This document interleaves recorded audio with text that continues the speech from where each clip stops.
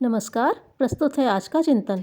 भूतकाल कैसा भी क्यों न रहा हो, वह चला गया। अब उसके लौटने की कोई आशा या संभावना नहीं। अधिक से अधिक यह हो सकता है कि इन स्मृतियों से शिक्षा ग्रहण की जाए। जो भूलें हुई हैं उनसे यह निष्कर्ष निकाला जा सकता है कि क्या करना चाहिए था और उसके स्थान पर क्या बन पड़ा। जो भूलें हुई हैं उनको दोहराया न जाए। जो नहीं किया गया था अब वैसा कोई दूसरा अवसर आने पर करने के लिए मानस बनाया जाए। यह भी हो सकता है कि गलती का प्रायश्चित किया जाए। जिसके साथ कोई दुर्व्यवहार हुआ है उसकी भरपाई करके अथवा संतोष दे सकने वाले दूसरे प्रयत्न करके ऐसा कुछ किया जाए कि उत्पन्न हुए रोष का निराकरण किया जाए।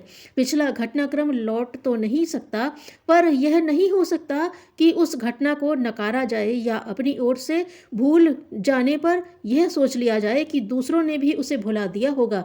मनुष्य का स्वभाव है कि गलती को स्मरण रखता है, बुराई के प्रतिशोध के लिए योजना बनाता है। क्षमा करना या गलती की उपेक्षा कर देना किसी किसी उदार चेता से ही बन पड़ता है। गलती भले ही नासमझी से हुई हो, पर उसके संबंध में समझा यह जाता है कि वह द्वेषवश किया गया है।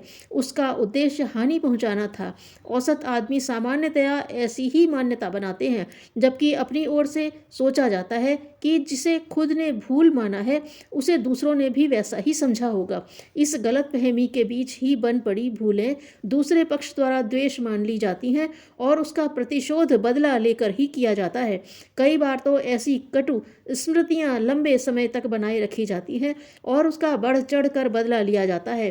पिछली भूलों को अनहोना या अनदेखा तो नहीं किया जा सकता, पर इतना अवश्य हो सकता है कि भूल को स्वीकार कर लें। भविष्य में वैसा न करने या क्षतिपूर्ति का कोई दूसरा उपाय खोज कर काम चला लें। अपने आप के प्रति की गई भूल का एक ही उपाय है कि वैसा कुछ दोबारा न करने के लिए पक्का मन बना लिया जाए। यदि यह उलट पुलट न बन पड़े तो उस भूल की चर्चा करके अपना मन हल्का किया जा सकता है। यदि किसी के साथ नेकी की गई है तो उसकी चर्चा करने पर अपना अहंकार प्रकट होता है और दूसरा अपना अपमान समझता है। ऐसी दशा में उसे भूल जाना ही उचित है।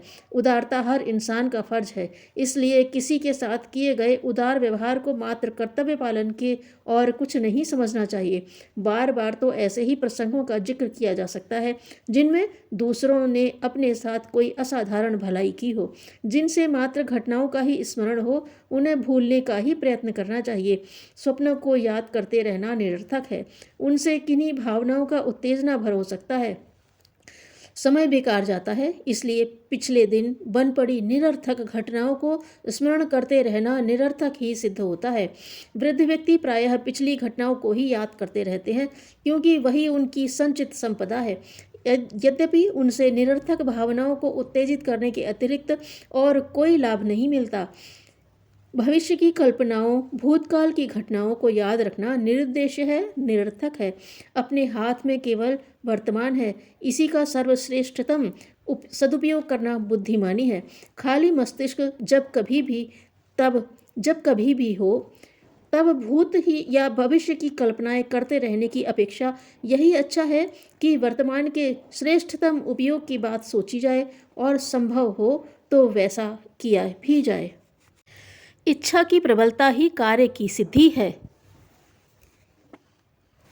धन्यवाद।